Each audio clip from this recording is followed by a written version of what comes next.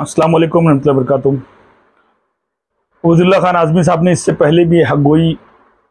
और बड़ी दिलेरी के साथ एक बयान दिया था कि जब यजीद जानी और शराबी नालायक था तो मुआविया इब्न अबू सुफियान ने उसको तख्त पर क्यों बैठाया, और यजीद फिर जितना गुनाह किया, जो कुछ भी किया, यानी अहले बैत अलैहिस्सलाम पे जुल्म सितम किया, इमाम हुसैन अलैहिस्सलाम की पूरे घराने को कत्ल कराया, इमाम हुसैन अलैहिस्सलाम को कत्ल करवाया, उसके बाद काबतुल्लाह पे आगजनी किया, रसूलुल्लाह के रोज़े पर घोड़े बंधवाया, घोड़ों ने वहाँ पेशाब किया। एक ऐसा जालिम, नालायक और हरामी मुसल्लत करके मदीने पे भेजा, जो लोगों ने वहाँ के सहाबा, जो बूढ़े सहाबा थे, उनकी दाढ़ियों को नोच कर उनको शहीद किया, कत्ल किया, और सहाबा की बेटियों का, उनकी औरतों का रेप किया, और तकरीबन न जाने कितने बच्चे नाजायज़ पैदा हुए। तो जितने कारनामे यजीद ने किया, उबैदुल्लाह खान आज़मी ने इससे पहले भी कहा था कि क्या ज़रूरत थी मुआविया इब्न अबू सुफियान को अपने बाद तख्त पर यजीद को बैठाने की, जो कि इमाम हुसैन जैसी शख्सियत मौजूद थी और भी बहुत सारे सहाबा किराम और उनकी औलादें मौजूद थी, है ना। इस्लाम का नाम लेने वाला मर्द मुकाबिल नहीं था, मगर जब हुसैन सामने आए हैं तो यजीद कलमा भी इस्लाम का पढ़ रहा था और हुर्मत भी इस्लाम की पढ़ रहा था, कलमा भी इस्लाम का पढ़ रहा था और जायज को नाजायज भी कर रहा था, नाजायज को जायज भी कर रहा था। तो जब इस्लाम का हिम्मत व हुर्मत यजीद के दौर में तोड़ा गया,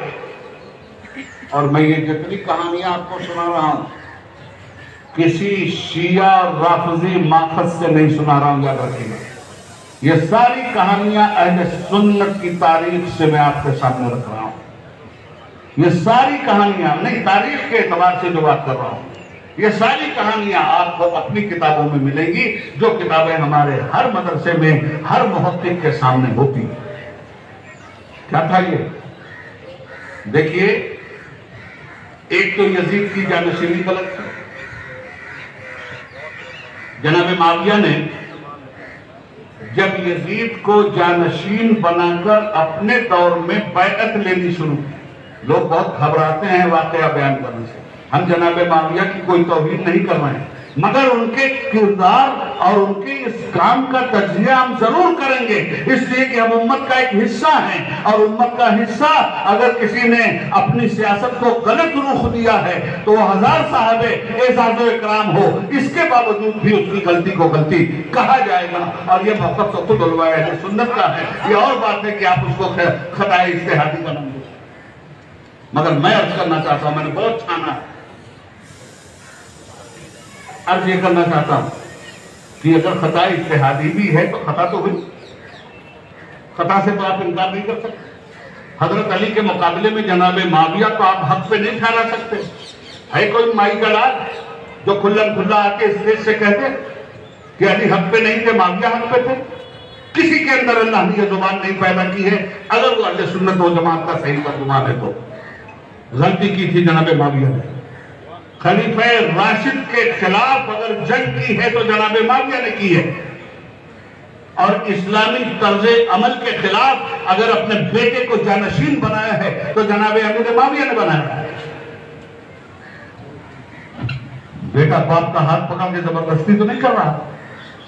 बाप ने बनाया है बेटे को। और ये बेटा, अब हमारे लोग कहते हैं कि वो कहते थे हाँ ठीक है, थोड़ी आदतें खराब है इसकी, जब जिम्मेदारी आएगी तो ठीक हो जाए। तो देख तो लिया आपने जिम्मेदारी, क्या ठीक हुआ? औलाद रसूल को जमा कर दी, जिस रसूल ने कायनात पे इतना बड़ा इनाम इकराम किया था। बड़ा बेबाकी से उन्होंने कहा था, और आज फिर वापस से उर्स अशरफी में हाशमी मियाँ बैठे हुए हैं, और हाशमी मियाँ ऐसे देख रहे हैं जैसे हाशमी मियाँ को सांप सूंघ गया हो, और ना जाने कितनों के चेहरे उतर गए अंदर से, कितनों की रूहें मर गई, कितनों के और भी जो अब्बा दादा थे पुकारने लगे कि देखो इसको हक बोलते हैं, ऐसा होता है हक बोलने वाला आदमी। और आज उबैदुल्लाह खान आज़मी ने जो हाशमी मियाँ के सामने बयान दिया, और उसके बाद हाशमी मियाँ के सामने बयान दिया, हाशमी मियाँ ऐसे देख रहे थे, मतलब इस हालत में देख रहे थे कि मैं अपने आप को सैयद कहता हूँ, सैयद कहलवाता हूँ, लोग सैयद जानते हैं, मगर सैयदों के जुल्म को, सैयदों पे जो सितम हुए, ये आज तक मैं इस तरीके से नहीं बोल पाया जैसे खान ने बोल दिया। اسی لیے میں کہتا ہوں کہ اگر اصلی خان ہے تو سیدوں کا اصلی غلام ہے، اصلی خان ہے تو بنو امیہ کی تعریف نہیں کرے گا، دشمنان اہل بیت کی تعریف نہیں کرے گا، اصلی خان ہے تو رسول کے بچوں کے لیے جان دے دے گا، جان لے لے گا، اصلی خان ہے تو کبھی بھی مولا علی کے دشمنوں سے محبت نہیں کرے گا، آقا حسین کے دشمنوں سے محبت نہیں کرے گا، سیدہ کے دشمنوں سے محبت نہیں کرے گا۔ اور آج عبداللہ خان اعظمی صاحب نے یہ ثابت کر دیا کہ ان کے خون میں جو خان ہیں وہ اصل خان ہے، خان ایسے ہوتے ہیں۔ ہر امام کو شہید کیا گیا، امام حسن کو شہید کیا گیا دور بنو امیہ، امام حسین کو شہید کیا گیا دور بنو امیہ، امام زین العابدین علیہ السلام کو میں علیہ السلام کہتا ہوں اور فخر کرتا ہوں کہنے پر۔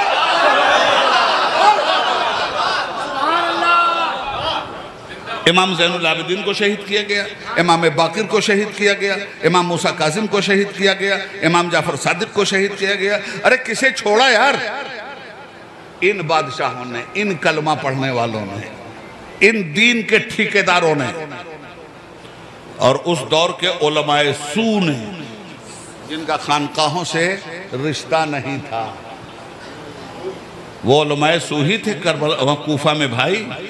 جب دیکھا کہ امام حسین کا ساتھ یہ نہیں چھوڑیں گے، ان کی تلواریں امام حسین کے ساتھ ہیں،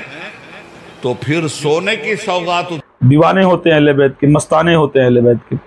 اور جو چائنا سید ہے، نقلی مال ہے، بنجارے ہیں، ڈفلیے ہیں، وہ دیکھتے رہتے ہیں خانوں کو، اور خان جو بے باک ہیں وہ بولتے رہتے ہیں۔ تو میں اللہ پاک سے دعا کروں گا کہ ہاشمی میاں کو بھی ایسی ضرورت پیدا ہو، ایسی طاقت پیدا ہو کہ وہ بھی کھل کے بتائیں کہ وہ کون تھا جس نے امام حسن علیہ السلام سے صلح کیا تو صلح کی شرطیں پوری نہیں کی، کس کے گھر سے امام حسن علیہ السلام کا زہر آیا تھا ہیرے کی کنی میں پیس کر، کس نے امام حسن کی بیوی کو لالچ دیا تھا کہ تو امام حسن کو زہر دے دے گی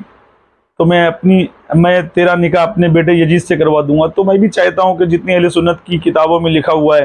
ہاشمی میاں کھل کر اصلی سید ہونے کا ثبوت دیں، اصلی غلام حسین ہونے کا ثبوت دیں، جیسے آج ان کے سامنے عبداللہ خان اعظمی صاحب نے دیا، اور ڈنکے کی چوٹ پر حق اور ناحق دونوں بتائیں، سچ کیا ہے، جھوٹ کیا ہے، کیا ہوا اہل بیت علیہ السلام کے ساتھ، کیا کیا اہل بیت علیہ السلام پہ ظلم و ستم ہوئے،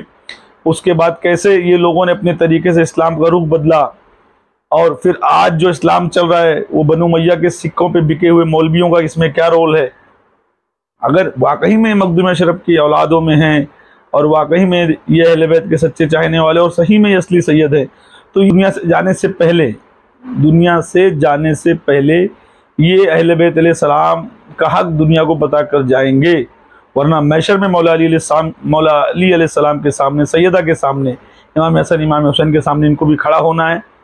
اور ایسا نہ ہو کہ پچھتاوا ہو۔ دیکھ لو آج تمہارے سامنے ایک خان، تو چاہے بنو امیہ کے بادشاہ رہے ہوں اور چاہے بنو عباس کے رہے ہوں، مجھے گالی دینا ہے دے دینا، سوا سادات پہ ظلم کرنے کے ان کا کوئی دوسرا کام تاریخ کے صفحات پر ایمان کے ساتھ روشن نہیں نظر آتا۔ اب میں کہتا ہوں کہ اہل بیت کا جو دشمن ہے وہ پھر لاکھ نماز روزہ کا ڈھنڈورا پیٹے ہونا کچھ نہیں۔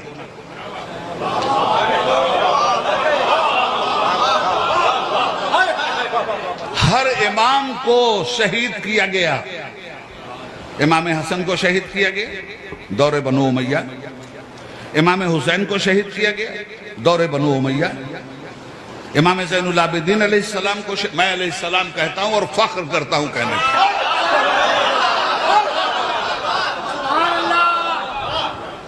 امام زین العابدین کو شہید کیا گیا، امام باقر کو شہید کیا گیا، امام موسیٰ کاظم کو شہید کیا گیا، امام جعفر صادق کو شہید کیا گیا۔ ارے کسے چھوڑا یار؟ ان بادشاہوں نے، ان کلمہ پڑھنے والوں نے، ان دین کے ٹھیکیداروں نے، اور اس دور کے علماء سو نے، جن کا خانقاہوں سے رشتہ نہیں تھا۔ وہ علماء سو ہی تھے کوفہ میں بھائی، جب دیکھا کہ امام حسین کا ساتھ یہ نہیں چھوڑیں گے، ان کی تلواریں امام حسین کے ساتھ ہیں، تو پھر سونے کی سوغات اتار دی گئی کوفہ میں۔ سونا لے لو، لوہا دے دو، سونا لے لو، لوہا دے دو، یعنی تلواریں رکھو، حسین کا ساتھ مت دو، یہ سونا حاضر۔ فتویٰ دے کے امام حسین کو شہید کیا گیا، یاد رکھنا، پہلے قاضی وقت سے فتویٰ لیا گیا ہے اور نعرہ تکبیر لگا کے شہید کیا گیا ہے. پڑھو تاریخ. تو عرض یہ کر رہا ہوں کہ وہ زمانہ تھا 7ویں امام عبداللہ خان اعظمی صاحب بیٹھ کر حق اور سچ بیان کر رہے ہیں. اللہ پاک ان کو سلامت رکھے. اللہ پاک اسی طریقے سے ان سے دین اہل بیت علیہ السلام کا کام ہے.